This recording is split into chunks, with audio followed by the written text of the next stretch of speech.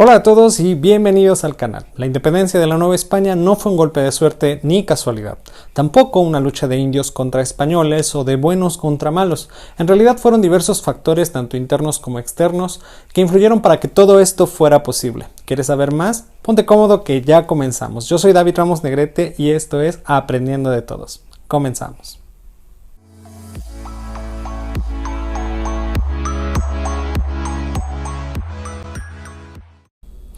Para hablarte de este tema, déjame decirte primero que este es un resumen acerca del mismo, pero si quieres que profundicemos en alguno en específico, déjame saberlo en la caja de comentarios. Sabiendo esto, vayamos al tema en cuestión. Para hablar acerca de la independencia del virreinato de la Nueva España, es importante dar respuesta a las siguientes preguntas: ¿cómo?, ¿cuándo? ¿Y dónde?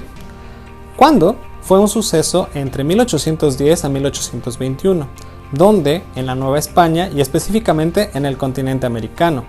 ¿Cómo? Es la respuesta más larga que dividiremos en 6 temas importantes, los cuales son las causas externas e internas, las primeras conspiraciones, la primera, la segunda y la tercera etapa de independencia respectivamente, y su consumación. Así que sabiendo esto, comencemos. Tema 1. Causas externas e internas. La primera causa externa fue la independencia de las 13 colonias y la Revolución Francesa posteriormente. Además, a finales del siglo XVIII, España tendría un distanciamiento muy marcado con Reino Unido y con Francia. Este hecho propició una crisis política en España por no tener una postura firme ante estas potencias europeas y que provocaría riñas militares con ambos países a finales del siglo XVIII. Otra fue la crisis económica para sustentar esta postura, además de un atraso tecnológico, naval y militar que debilitó fuertemente a la corona española. Si bien estas guerras dan para un video completo, todo culminaría con la invasión napoleónica de 1808 y la imposición de José Bonaparte por encima del heredero al trono, Fernando VII. Como ya te había platicado, las reformas borbónicas provocaron cambios en todos los virreinatos y por lo tanto habría un desarrollo económico desigual y un aumento de impuestos para las minorías. Habría también desigualdad entre españoles peninsulares y criollos. Además, las reformas acentuaron más el deterioro del nivel de vida de los indígenas y de las castas, fomentando así un sentimiento mutuo que se vería justificado con el nacionalismo criollo que te platiqué en el video anterior. Tema 2. Primeras conspiraciones. La primera conspiración fue realizada por el virrey José de Iturrigaray en 1808, poco después de la invasión napoleónica. Sus acompañantes fueron Juan Francisco de Arzate, el abogado Francisco Primo de Verdad y el fray Melchor de Talamantes. Su objetivo era crear un gobierno opuesto al de José Bonaparte. Pretendían establecer juntas gubernativas mientras regresaba el orden al virreinato, pero fueron descubiertos y el virrey Iturrigaray fue destituido. Otra conspiración se planeaba en Valladolid por terratenientes y estaba programada para iniciar en diciembre de 1809, pero también fueron descubiertos. Tema 3. Hidalgo y el primer movimiento armado.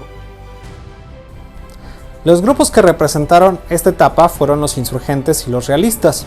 Los insurgentes estaban representados por españoles criollos, terratenientes, indios y castas, y su líder fue el padre Hidalgo respectivamente. Por la contraparte estaban los realistas, que estaban representados por españoles peninsulares, criollos fieles a la corona y toda la estructura política de la Nueva España, y su líder militar fue Félix María Calleja.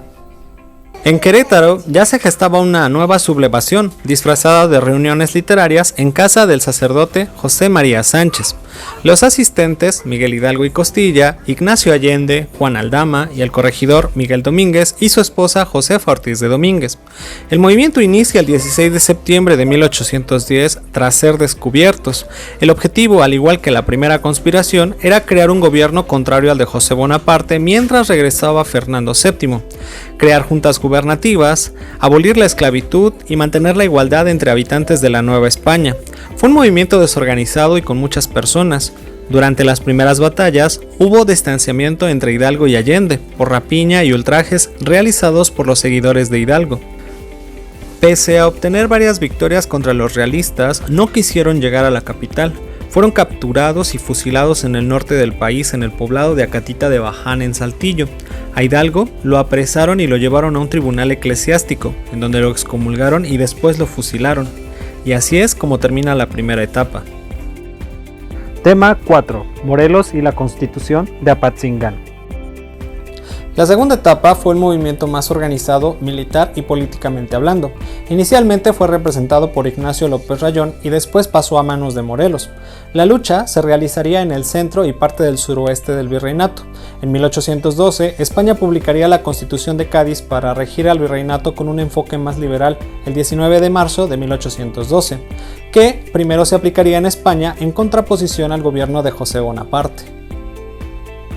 Esta constitución proponía la libertad de expresión y de prensa, y libertad para hacer leyes. Además, enfatizaba la supremacía del poder civil por encima del militar, y en América, los criollos podrían ocupar puestos más altos en el gobierno. Mientras tanto, los insurgentes por su parte hacia 1813 organizarían el Congreso de Chilpancingo, en donde Morelos expone los sentimientos de la nación, y habla por primera vez de la América mexicana. Hacia 1814 se promulga en Chilpancingo Guerrero una constitución que llevaba por nombre Decreto Constitucional para la Libertad de la América Mexicana. Separaba los poderes en legislativo, ejecutivo y judicial, consideraba como máximo organismo al Supremo Tribunal de Justicia, compuesto por diputados de representatividad democrática. Este nuevo país tendría una representatividad republicana y la única religión sería la católica. A pesar de que suena bien en papel, esta constitución estaba basada en un modelo europeo que no tomaba en cuenta las necesidades del contexto novohispano y que sí estaban contempladas en los sentimientos de la nación. Este hecho produjo cierto descontento en Morelos. Poco tiempo después, en 1815, es apresado y fusilado por los realistas, dando fin a la segunda etapa de independencia. Tema 5. La guerra de guerrillas. La muerte de Morelos provocó desorganización y descontrol en el ejército insurgente. El movimiento perdió impulso y las fuerzas insurgentes llevaron la lucha a las montañas, fuera de las principales ciudades. Los realistas, comandados por Calleja e Iturbide, fueron ganando batallas, y poco a poco fue una etapa de persecución más que de combates frontales. Para 1815, Fernando VII regresa al poder como rey de España, y en consecuencia anula la Constitución de Cádiz y las juntas gubernamentales, además de restablecer el absolutismo monárquico que estaba antes de su ausencia. Pero la suerte ya estaba echada y en América ya se visualizaban territorios independientes. El virrey Juan José Ruiz de Apodaca ofreció el perdón e indulto a los insurgentes que así lo quisieran, y los que no, se buscó eliminarlos, y esta tarea se le encomendó a Agustín de Iturbide. Mientras tanto, en Nueva España no querían regresar al antiguo régimen y buscaron dar fin al movimiento armado. En lugar de erradicar a los insurgentes, Iturbide propuso la unión de ambos ejércitos y combatir juntos a los realistas enviados por Fernando VII. Este hecho fue aceptado por Vicente Guerrero y fue consumado en lo que se conoce como el Abrazo de Acatempan el 10 de febrero de 1821. Los insurgentes, representados por Guadalupe Victoria, Vicente Guerrero, Francisco Javier Mina, Leona Vicario, y los realistas, por Iturbide y Antonio López de Santana y otros peninsulares, conformaron el ejército de las tres garantías: religión, unión y libertad. El ejército trigarante unificó a los dos bandos, el insurgente y el realista, en contra del gobierno representado por el virrey en turno. Además, en el proceso se unieron las fuerzas realistas del virreinato y no hubo oposición alguna, poniéndole fin a 11 años de lucha y a la tercera etapa de la independencia de la Nueva España. Tema 6. Consumación. Hacia agosto de 1821 interceptaron en Córdoba, Veracruz, al nuevo virrey enviado por Fernando VII para gobernar al virreinato de la Nueva España. Su nombre, Juan de O'Donojú. En Veracruz, O'Donojú firmó los tratados de Córdoba que daban a la Nueva España la independencia de la corona española.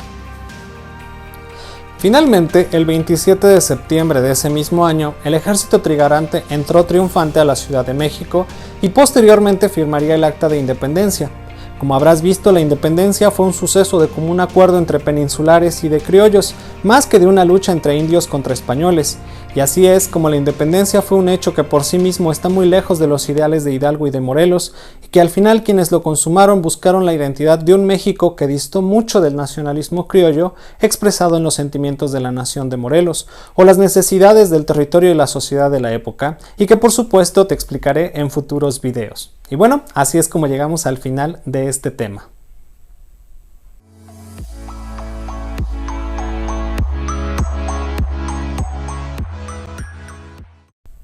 Si te gustó el video, regálanos un like y comparte. Si tienes alguna duda, déjala en la caja de comentarios. No olvides suscribirte y activar la campanita.